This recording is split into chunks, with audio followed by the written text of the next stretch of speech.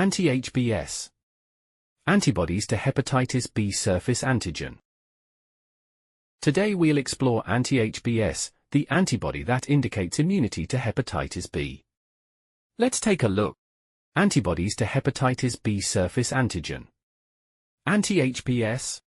Anti-HBs, also known as HBsAg, or hepatitis B surface antibody, are antibodies produced by the body's immune system in response to the hepatitis B surface antigen.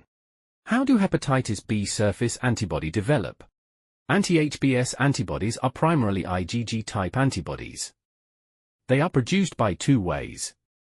They are produced either after an individual has been exposed to hepatitis B virus, and their body has successfully cleared the virus, or after a person has been vaccinated against hepatitis B.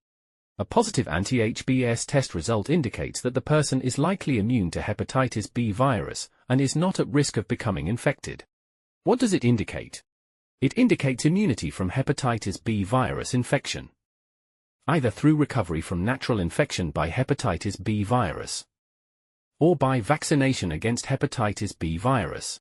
Interpretation of hepatitis B surface antigen, HBsAg, and hepatitis B surface antibody, anti-HBs.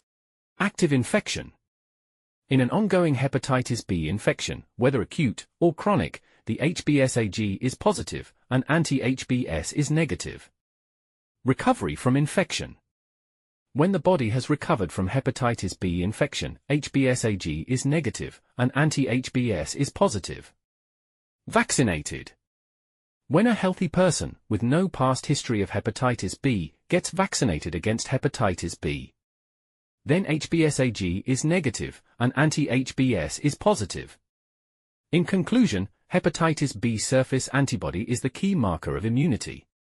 It is present after vaccination or recovery from natural infection. Understanding its presence or absence is essential in clinical immunization and diagnosis.